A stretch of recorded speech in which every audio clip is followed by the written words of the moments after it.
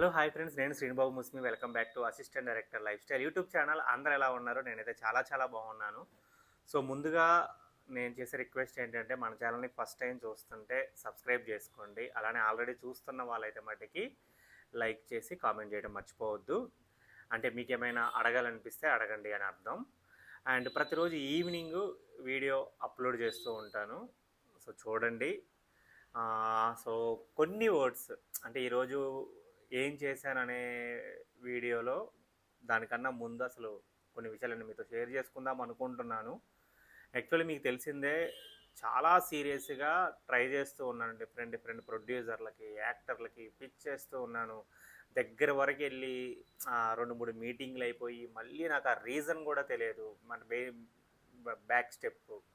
So మన దగ్గర rejection ఎలా ఉంటుందంటే రెస్పాన్స్ ఉండదు. సో రెస్పాన్స్ లేదు అంటే మనం అర్థం చేసుకోవాలి. కానీ అదే వాళ్ళు మనకి ముందు చాలా క్లోజ్గా చాలా బాగా మాట్లాడతారు. తర్వాత ఏమైంది అనేది మనకు కూడా తెలియదు. సో చాలా చాలా డౌట్స్ వచ్చేస్తాయి మనకి. అండ్ ఒక పాయింట్లో ఏంట్రా బాబు అనే కాడికి కూడా వెళ్ళిపోతాము. సో నేను కూడా అనిపించింది, ఏంటి 3-4 మీటింగ్స్ మంచిగా అయినాయి, మనం చేద్దామన్నారు, సడన్గా ఏమైందిరా బాబు అని చెప్పేసి నా మీద నాకే భయం వేసింది. బట్ ఇవన్నీ అంటే మన సినిమా ఫీల్డ్లో ఒక పార్ట్ అని నాకు అర్థమైంది. దెన్ నేను ఇక నా ప్రయత్నాలు నేను పాజిటివ్ మైండ్ సెట్తో అండ్ నన్ను నేను ఇంప్రూవ్ చేసుకుంటూ, సో డైలీ యూట్యూబ్ ఆన్ చేసేసి ఇంటర్వ్యూస్ చూడడము, షార్ట్ మేకింగ్ చూడడము, నాలెడ్జ్ని ఇంకా ఇంప్రూవ్ చేసుకుంటూ, సో ఒక్క సినిమా చాలు మనకి. ఇప్పుడు ఇంతవరకు మనం స్ట్రగుల్ అయింది అన్నీ పోతాయి. సో అదొక్కటి హోప్ పెట్టుకొని ముందుకెళ్తూ ఉన్నాను. ఈ క్రమంలో ఏంటంటే నాకు తెలిసి ఎప్పుడు నేను లాస్ట్ ఇయర్ ఐ థింక్ మే శుభం రిలీజ్ అయిన తర్వాత నుంచి ఇంకా ఏడీగా నేను మానేసాను. మేనేనా రిలీజ్ అయింది. అప్పటి నుంచి మానేసి చాలా సీరియస్గా ట్రై చేస్తూ ఈ 1 ఇయర్ సర్వైవల్ అవ్వటం నాకు చాలా ఇబ్బంది అయింది. అప్పటి వరకు నేను ఎంతో కొంత మంచిగా ఇంటికి పంపిస్తూ ఫుల్ లగ్జరీ లైఫ్, ఎందుకంటే నెలకి 25-30 వేలు వస్తాయి కదా శాలరీ. సో మంచిగా ఉండేది. ఆ సేవింగ్స్ని పెట్టుకొని అప్పుడప్పుడు లేకపోతే ఫ్రెండ్స్ని అడుగుతూ ఇలా ఇలా అలా కానిస్తూ ఉన్నాను. బట్ ఈ పాయింట్ ఇప్పుడుకి వచ్చేటప్పటికి ఏంటంటే, ఒక చిన్న ఎన్ని రిజెక్షన్స్ వచ్చినా ఒక్క హోప్ ఏంటంటే, ఓకే మన కథ నచ్చుతుంది, బాగుంది అంటున్నారు, మనమైతే ముందుకు వెళ్తున్నాం కదా అనే ఆశ అయితే మంచిగా ఉంది. ఓవరాల్గా నేను చెప్పాలనుకుంటుంది, ఇప్పుడు ప్రజెంట్ నా సిచ్యువేషన్ ఏంటంటే, ఒక ప్రొడక్షన్ హౌస్తో, చాలా పెద్ద ప్రొడక్షన్ హౌస్, ఇప్పటికి 3 మీటింగ్స్ అయినాయి. సో 3 మీటింగ్స్, ఒక్కొక్క మీటింగ్ స్టెప్ బై స్టెప్ వెళ్తూ ఇప్పుడు రీసెర్చ్ అనే స్టెప్ దగ్గర ఉన్నాము. సో అంటే ఐ థింక్ ఒక ప్రొడక్షన్ హౌస్కి ఒక్కొక్క దాన్ని ఏమంటారు, ఒక్కొక్క అంటే ఇలా అవ్వాలి అనేది ఉంటుందేమో. సో ఇప్పుడైతే మటుకు నేను రీసెర్చ్ అనే దాంట్లో వాళ్ళు చెప్పిన కొన్ని పాయింట్స్ రీసెర్చ్ చేస్తూ ఉన్నాను. అందుకే మా ఊరు వెళ్ళాను. వెళ్ళి ఒక 1 వీక్ ఉంది కూడా. రీజన్ అదే. ఈజ్ గోయింగ్ గుడ్ అబ్బా, అది ఒక్కటైతే హోప్ ఉంది. ఈ నెక్స్ట్ మీటింగ్ ఆ రీసెర్చ్ చేసుకొని నెక్స్ట్ మీటింగ్ అని కంప్లీట్ అయ్యేంత వరకు అయితే ఇంక వేరే ఏ ప్రొడక్షన్ హౌస్ నేను ట్రై చేయను. ఎందుకంటే రీసెంట్గా నాకు చాలా పెద్ద దెబ్బ తగిలింది. రీసెంట్గా పెద్ద మంచి సినిమా తీశారు. ఆ ప్రొడ్యూసర్తో నేను కథ చెప్పటం, వాళ్ళకి నచ్చింది అనటం, ఒక 2 మీటింగ్స్ అయిన తర్వాత ఏమైందా ఏంటో నాకు తెలియదు.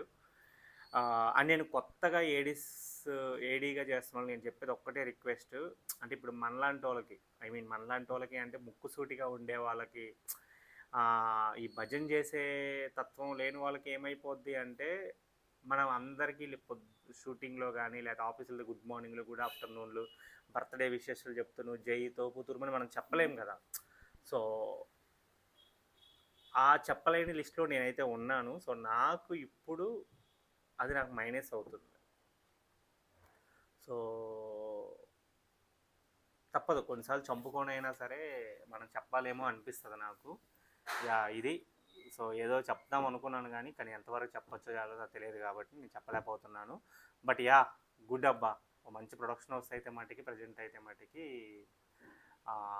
ట్రావెల్ అవుతూ ఉన్నాను.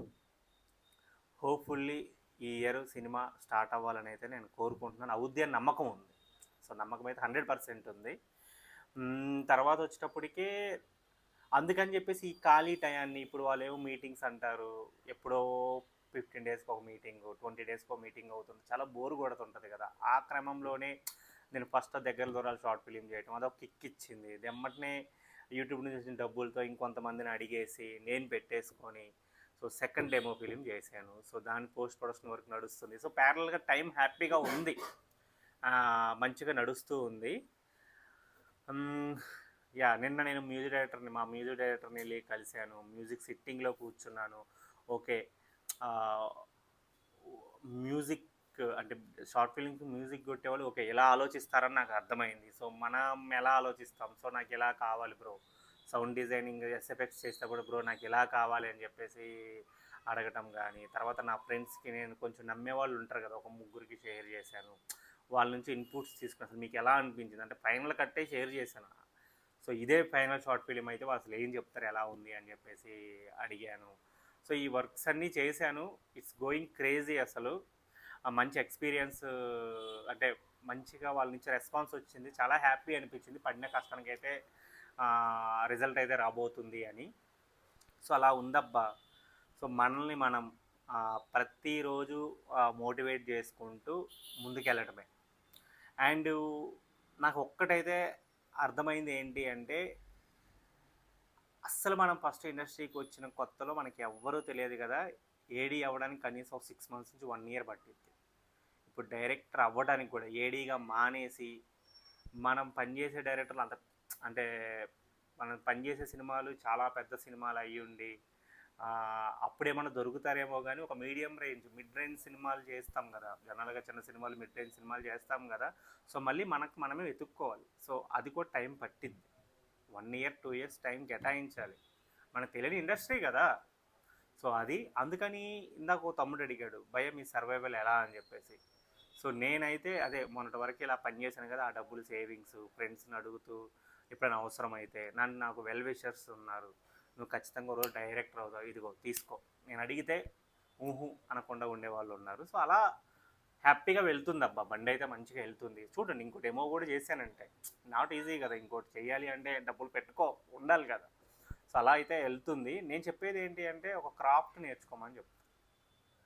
ఇప్పుడు 30,000 పెడితే ఎడిటింగ్ నేర్చుకోవచ్చు 3 మంత్స్. సో అటు ఏడీగా ట్రై చేస్తూ ఎడిటింగ్ నేర్చుకున్నారు అనుకోండి, ఇప్పుడు సోషల్ మీడియా ఇంకొక 20 సంవత్సరాల వరకు డోకా లేదు. సో ప్రతి ఒళ్ళు సోషల్ మీడియాలోకి వస్తారు, రీల్ ఎడిట్ చేయమంటారు, లేకపోతే ఇదిగో వ్లాగ్స్ ఎడిట్ చేయమంటారు, షార్ట్ ఫిలిమ్స్, లేకపోతే బర్త్డే వీడియోస్, వాట్ ఎవర్ అన్నీ ఏదో ఎడిట్ అనేది ఈజ్ చాలా ఇన్కమ్ సోర్స్. 3 మంత్స్ నేర్చుకోండి అబ్బా, హెల్ప్ అవుద్ది కదా అని నాకు అనిపించింది. సో మంచిగా ఎదుగుదాం అబ్బా, అందరం ఎదుగుదాం, అందరం హ్యాపీగా సక్సెస్ అవుదాం.